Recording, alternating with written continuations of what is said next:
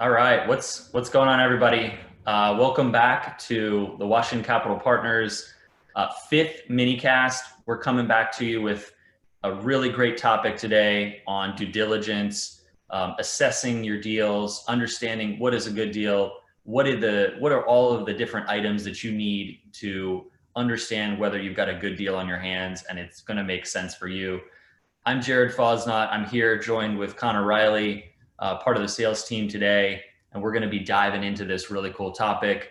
We'll try to make an otherwise dry topic a little bit more interesting and really get into this because, as we all know, you make your money when you buy the deal, and due diligence is exactly tied to that. So this should be a good time. Yeah, I'm excited. Due diligence has a ton of subtopics. And as you mentioned, this is all about, the nuts and bolts of how you make your money in real estate investing. I think today we're probably really going to be focusing on the single family aspect side of things and maybe touch on some condo conversion topics. But we'll do our best to keep it exciting and really just lay it out exactly how you're going to be making money in real estate investing. Yeah, good point. And this is really cool conversation because, coming at it from the lender's perspective, right? We're already doing a lot of this due diligence work when we assess, does this deal make sense for us to finance from the lender's shoes?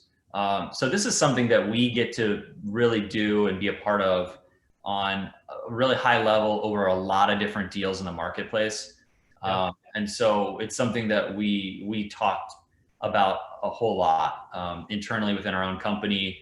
And what we really see as a huge value add to our borrowers, right? Being an advisor, having another set of eyes on your deals to make sure that this is a deal that you want to do and that you're going to be successful in taking on a project. I mean, there's so many deals out there and bad deals out there these days that you really got to make sure you're fully understanding everything that's going on in a deal, because with margins slimmer, Yep. one little thing can throw off your whole project. So Especially with the lack of inventory for real estate investors at this point.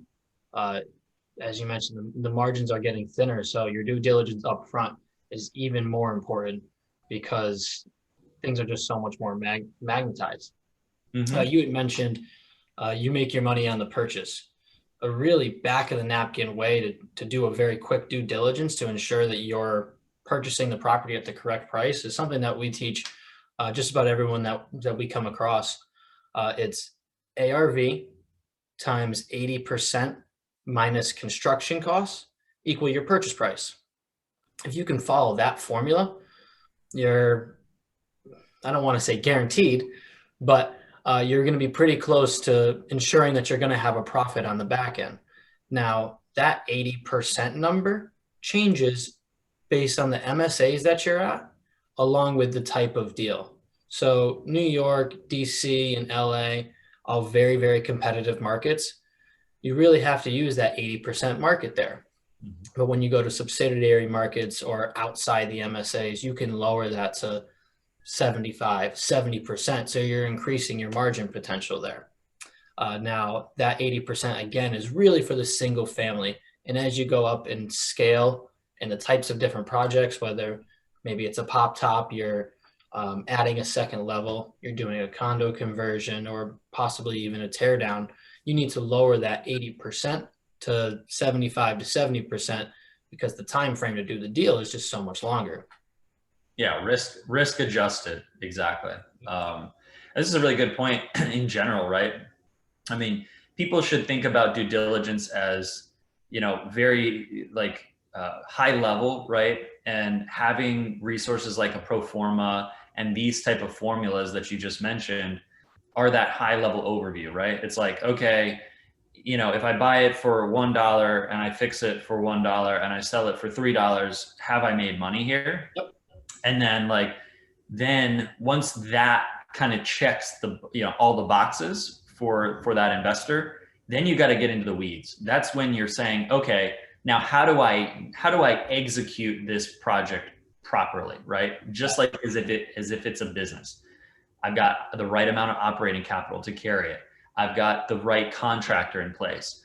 I've got the right, time length. Like, how long is this going to take? Mhm. Is this permitted? All of these like micro, more detailed questions that you have to understand and have in place before you dive in. You just actually mentioned two huge things there that I don't want to get overglossed. Yeah. Is it permitted in time frame? I think first let's talk about the time frame of things, because having an unrealistic time frame from purchasing to selling is really what can cut into a lot of margins, because chances are most people have to pay somebody back for the debt that they borrowed for that property. So having a true understanding of how long it's going to take to not only demo the property, but put in the electrical, the HVACs, all the heavy ups, right? Mhm. Close that in, stage it, and sell it. Having a realistic time frame, understanding how long it's going to take the contractor to finish all those things, directly impacts your pro forma and what you're going to be able to sell the property at and what your profit is going to be. So if you have, um, if you have a smaller budget, that time frame should be much less. You can somewhat bank on a potential tighter margin because you know you can get it done faster. So really not hedging yourself too much um, on shorter time frames to be able to get it done, giving yourself maybe an extra month or two, regardless of what you think you're actually going to finish it at, as a buffer. And if you get it done faster, you make more money. And if you get it done in the time frame that you put in the pro forma, then you're spot on what you said. Yeah, absolutely. I mean, going deeper on this, a big question here is, are you using debt or equity, right? Like, did you go to your brother or your sister and say, "Hey, give me $50,000, and I'll give you 50% of the proceeds here"? If that's the case, that's going to look very different than if you go to any kind of private or hard money lender or bank, where there's going to be some kind of interest rate attached to the note, attached to the debt. And so, one of the big early questions you have to ask yourself is, what am I going to use in order to fund this? Is it going to be my own proceeds? Am I buying it cash? How does that affect my deal and the margin, based on the financing or the cost of capital? So you want to understand that. And to your point about the timelines, like, at least in our market, right, in the DC metro area and in Baltimore and other, areas up and down the East Coast, it's across the board. There are DCRA like regulatory bodies Yep. that with each jurisdiction manage the permitting process, even to the county level, right? And so, you have to really, I would spend time getting to know what that process is. How long are they taking? How backed up are they? I mean, like in some of the counties surrounding where we're at currently, we're talking about major delays in just recording the deeds in the land record, let alone like getting permits issued, or like how long are inspectors from the counties, or municipalities taking to get out once you've scheduled it as the borrower and the owner of the property. How long is it taking for them to come out and inspect the property, so you could do a rough-in inspection, so you could do a, whatever inspection you are in the phase of the project. So know what all those timelines are. One way you can do that is by talking to other investors that are active in the market. Like, hey, so and so, I know you just did a flip in PG County. What's the delay right now? Are we at 6 months? Are we at 3 months? What is it? And how long is that going to take across the whole production schedule of you delivering this project? So Yeah, and trying to find projects that take less permitting decreases your time right there. And that can be a business model where someone's looking for, I only want to do deals that take, 3 to 4 months. So they're not doing a full gut reno job that's going to require full scale of permits. There might be less deals out there like that, but there's going to be a faster deal flow if you are able to find those. So that's something that can go into the due diligence and really make an impact on ROI. That's for me. That's what I always look to be focusing on. What is an individual's ROI? Yeah, yeah, absolutely. We see a lot of people with that model where it's just churn and burn, and they're pumping out a lot of them. They're doing less overall, less smaller scopes, saving time on permitting. And yeah, I mean, look, the general rule of thumb is the more complicated the project that you want to do, the harder, the longer it's going to be to take to get it Oh done. yeah. I mean, if you want to tear something down and build a 50, unit multifamily building, that's going to be substantially different process than doing an aesthetic renovation in a single family. So just keep that in mind, with complexity, with scope increases, so come time increases in your project. So factor that in if you have certain financing costs that you need to be, accounting for. Do you think that the delay in permitting is due to COVID, or do you think it's just because there's been such an influx of investors out there now? You know what? Like blaming it all on COVID would be giving the DCRAs of the world too much credit. Like this was already delayed well before COVID was around, and now COVID's just exacerbated it, and it's really just lengthened it, a couple months longer regarding across the board. Um, but like people should know, and obviously it's different in every municipality, but for like DCRA specifically, there's always been different pathways within the permitting process, right? So you often hear of it referred to as like a file job, um, or a walkthrough.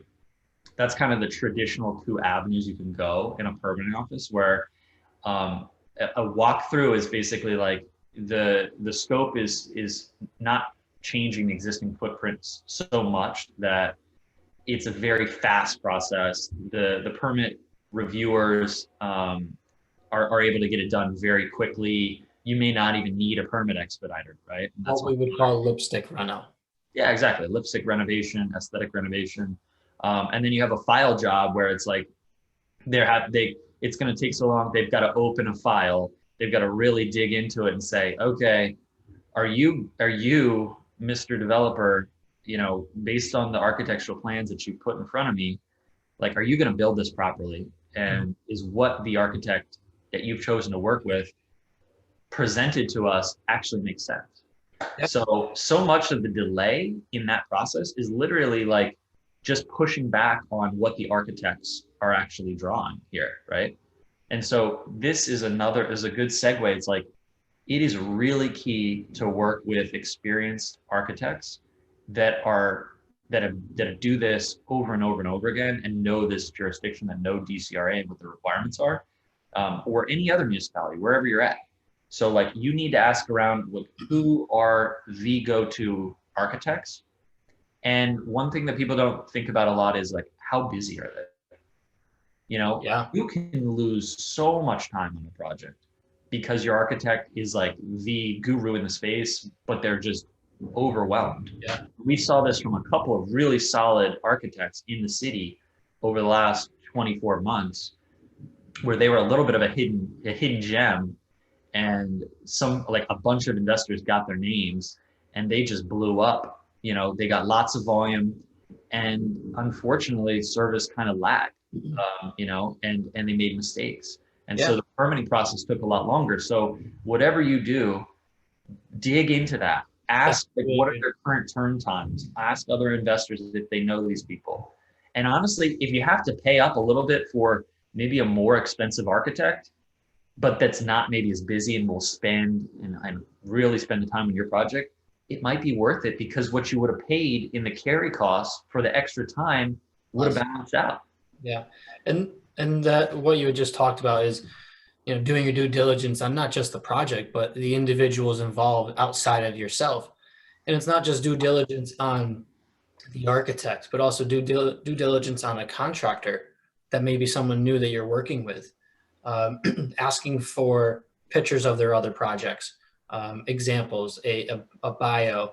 Have they worked with an investor before, or are they only a homeowner renovation where they come in and they're taking their time and all that, and they don't understand like the speed that is needed to really turn a profit. Uh, doing due diligence on your real estate agent, making sure that they're able to not only buy for you but list for you. How many deals have they done in this area? Is maybe it's an agent that you've worked with a ton of times, but now you're in a new county or a new jurisdiction. Has that agent sold there before? Is there someone else that is the person for that area? Doing your due diligence on your real estate team, as we like to call it, ensuring that everyone has the not only experience but the wherewithal to complete the project with and for you. Yeah, great point. I mean, think about it like this, right? If you're buying a property to renovate, like that property, you might be doing this in like a single purpose entity, which sometimes you hear that as a legal term, where it's like 123 Main Street LLC, right? This project is a mini business. Yep. You should think of yourself as a business owner, right? You are a business owner. You are managing cash flow. You are managing the project, but you're a business owner at the end of the day. Would you, as a business owner, hire somebody without doing any checks on them, without doing any due diligence and understanding, is this person driven? Are they going to help me scale my business? Are they going to give me whatever leverage I need, or why, whatever the reason is I'm hiring this person? Are they going to get the expertise? And that's what a lot of these service vendors are providing. They're all providing some kind of service. They're in the service economy. They're an agent and they're providing a service to sell a house. They're a contractor. They're providing a service to build a house. Like, you have to treat them like employees in the way that you underwrite them, in the way that you assess their expertise and their ability to perform for you. So this should be very basic. So we've touched a little bit on due diligence of the property itself, due diligence of your real estate team, but how about we go a little bit deeper in the due diligence of what goes into the pro forma, other little tips and tricks to be looking for, maybe zoning, highest and best use, lot square footage, things of that nature.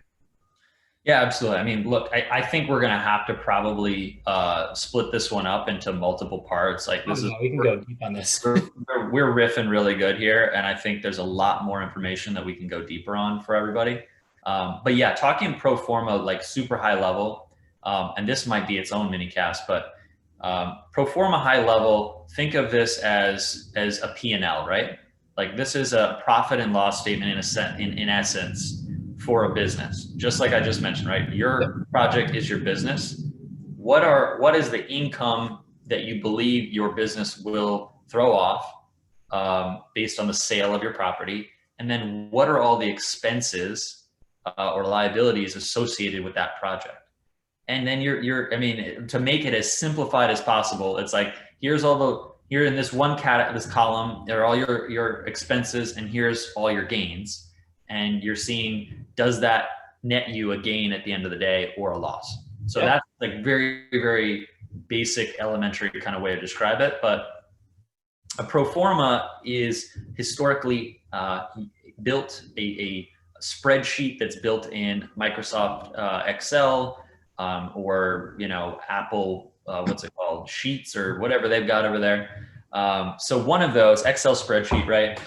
And it's formulaic. So you're building different sections based on the different expenses of the project, and then you're subtotaling those, and you're getting a total at the end of the day, part of that pro forma. So the things that you'll want to include in a pro forma obviously are the buy costs, right? What does it cost to acquire the project, the land, the house, whatever it is that you're buying? What are the closing costs associated with that? So many people, they do the high level back of the napkin numbers. You see this from wholesalers as well. Buy, fix, sell, right? There's a whole heck of a lot more that's involved than just that. What is the closing cost on the front side? Was there any kind of payments to like bird dog fees or people that referral fees that got you the deal? That's kind of all housed under acquisition costs.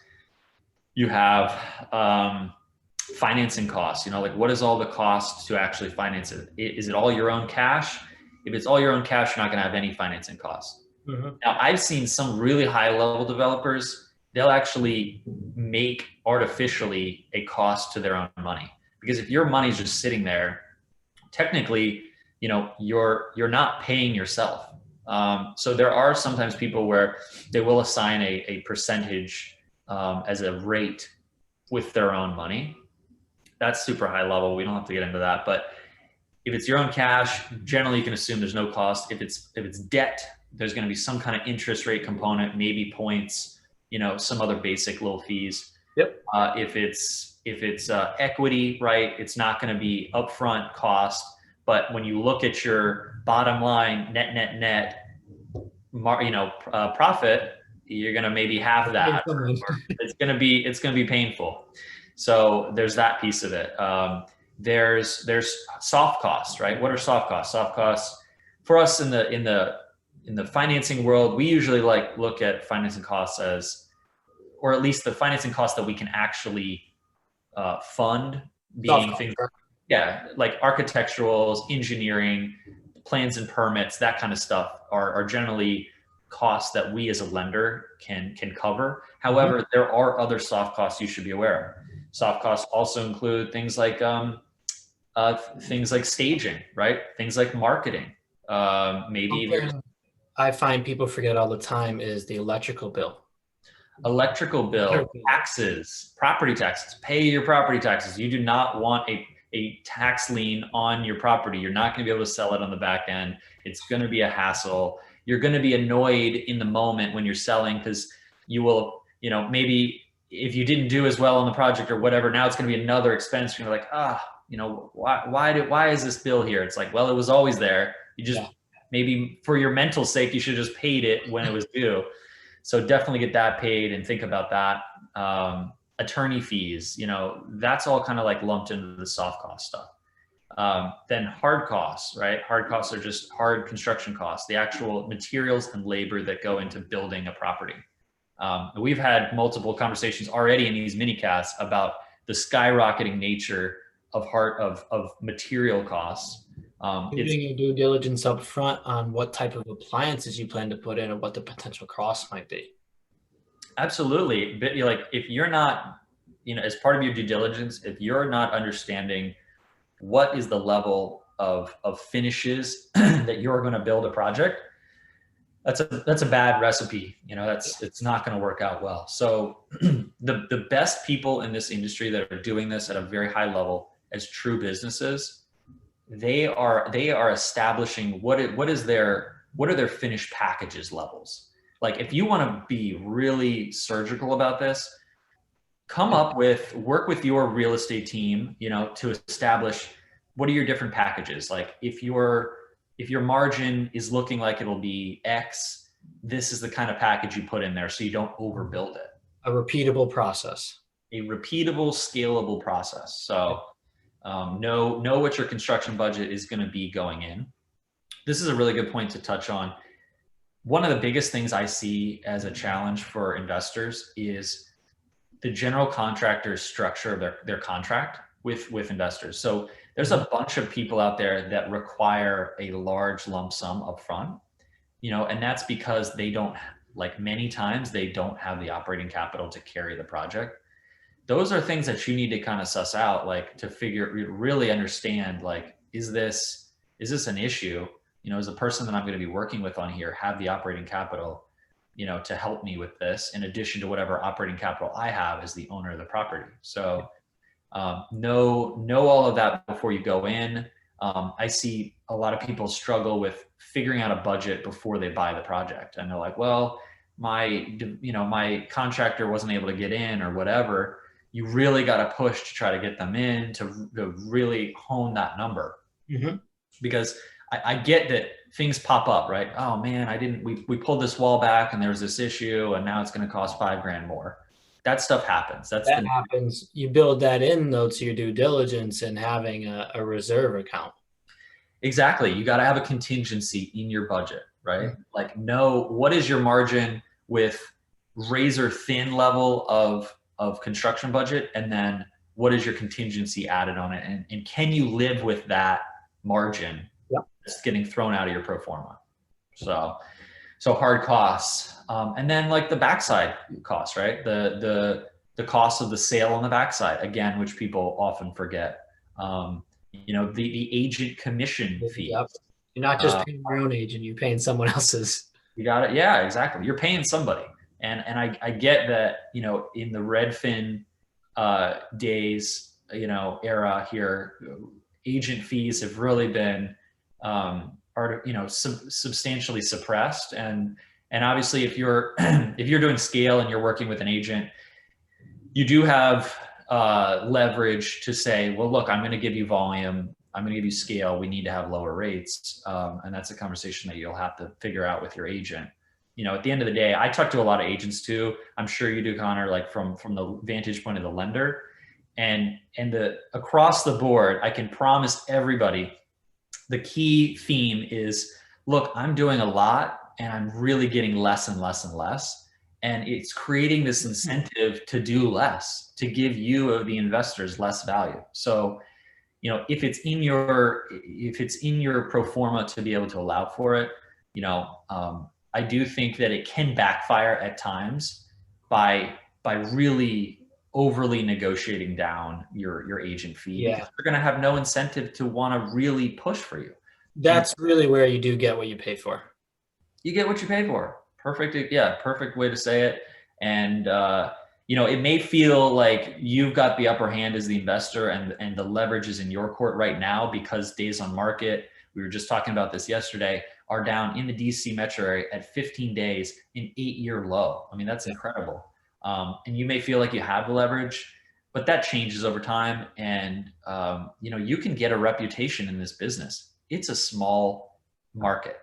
And if you're the reputation of being a hard to work with investor that wants to nickel and dime everybody, like, I'm sorry, but you're going to make it harder for yourself. Yeah. People are not going to want to work with you. Like, that's just like, this is a relationship business. If you get the reputation out there that you're tough to work with, nobody wants to talk, deal with you, you're going to have a much harder time scaling your business. So it's just something to think about. That's more like human psychology though. The other side of that is, do you look to get your own real estate license? That can be saving you costs. Absolutely. If you want to save costs so much, get your license and just have somebody on your team list these properties for you. I mean, like, the level of work you're going to get from that is going to be far, far less. And maybe in the COVID days where you don't need to as much, maybe that's the route to go. That works, yeah. Yeah. But I'm telling you, this also has to do with the scope of the project. Yeah. If you've got a little single family house in PG County or wherever, it doesn't matter where it is, it's going to be able to sell itself a lot easier than if you've got some condo project or price points. Yeah. Or you've got some multi-million dollar house. Like, then you need the expertise. You need the agent's buyer pools is really a huge piece of what you're getting, right? That's what you're paying for. Yeah, they're cultivating all these bars. They're spending their marketing dollars that you don't have to spend to find and aggregate buyers. Mm-hmm. That's really what you're buying in a lot of cases, not some brand, not some whatever. Some of it, I mean, at this stage, you were saying, with the limited days on market, a ton of things are only selling in the same brokerage. They're not even hitting the market. So great point. Consider when thinking about, do I use an agent? Do I not use an agent? As you mentioned, they have this whole pool of buyers already sitting there. If you're going with the right brokerage, it can be done within, 4 days. I have a client right now that the project isn't even finished yet. They're still, this week, they're actually putting up the walls, but they already have a contract on the house without even listing it, just because of the relationship that the agents have within their brokerage. Absolutely. The best agents that I know that are really adding value, true value in the DC market, are pre-selling these houses. Yep. So that you're not even finished with the project, and they're structuring it so that you can get out as fast as you possibly can. Exactly. I see this a lot with condo conversions, obviously, especially where you can build a model and somebody can walk through it and then you can sell the other units. But even still, you can apply that model to other situations. So one thing I definitely want to touch on is understanding the zoning of the property you're looking at, because there's often times where someone's going to be purchasing a property and it's zoned agriculture, or zoned, I came across one the other day, other special use, something I've never heard of before.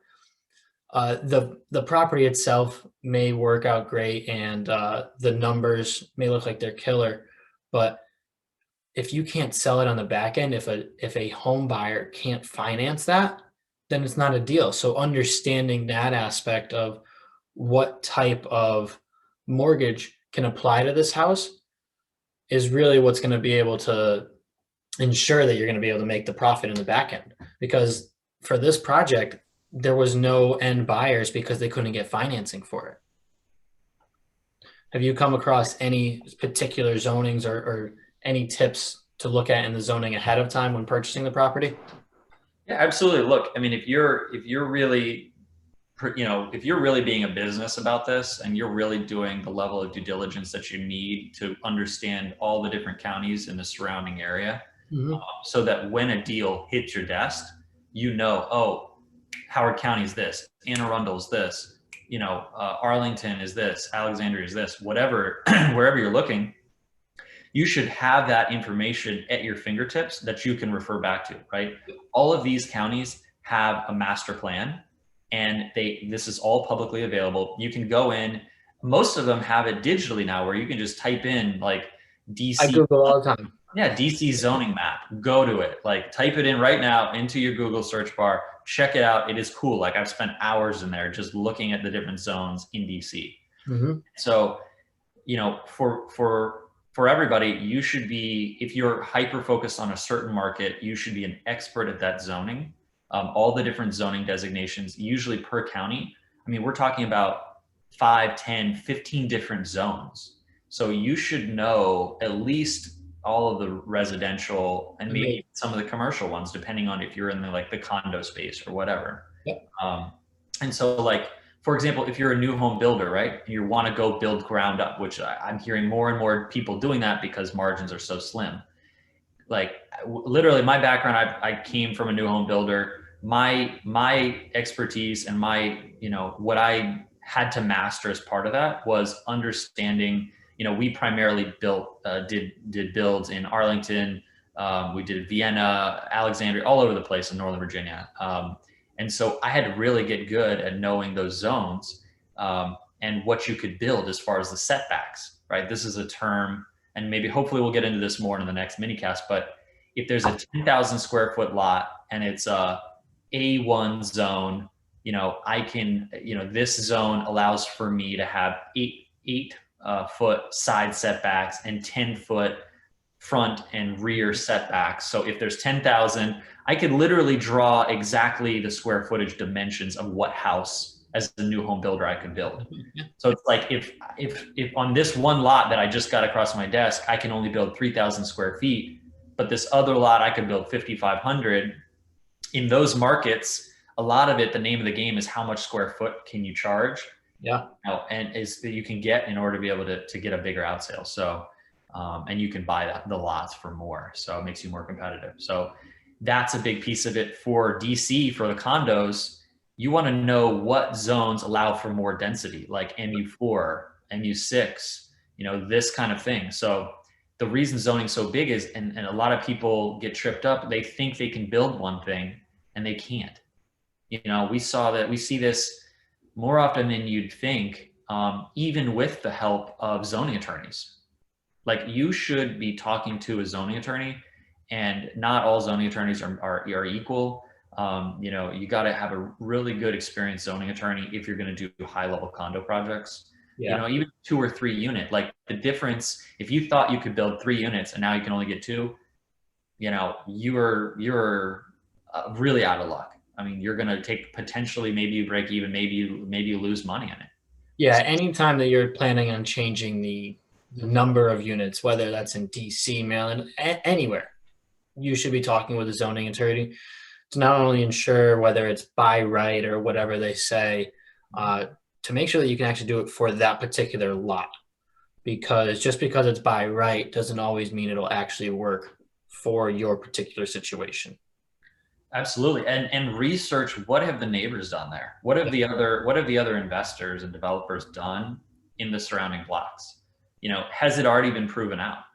And again, like you just said, not all lots are made equal.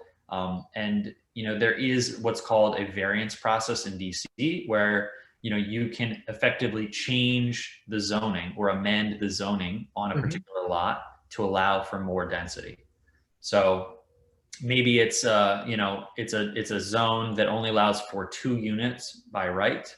It's currently a single family row house, but you're like, look at this purchase price. This is what this person wants to sell at. It doesn't work even as a 2 unit where I can get a little bit more margin. I have to be a 3 unit. Well, if you have to, you better know that before you sign the contract on this house, and you better really research whether other people have already gotten a zoning variance very nearby to you, so that the DCRA can get, you can point to that for DCRA. And that goes full circle back to the time frame of things. Yep. How long does that take to get that variance? And when would you be able to start your build? That goes directly back in your pro forma to find your profits. You got it. Yeah. You got it. Yeah. Well, this is really great. I know we've, I don't know how long we ran here, but this has been super helpful, I think, just to talk through this. I always love this because it's always like, there's always something a little bit or something new you hear. Yeah, absolutely that. And just, the best way to learn is to teach and to talk. And, I really enjoy this. I hope that, everybody listening got some real value out of today's minicast. Pleasure as always, Connor. And you'll probably see another part 2 or part 3 to this underwriting conversation, because we could keep going and geek out for days on this stuff. And hopefully everybody out there watching got some good value out of it. Yeah. I appreciate the time, Jared. Likewise, man. Enjoy the day. Thanks, everyone. Bye.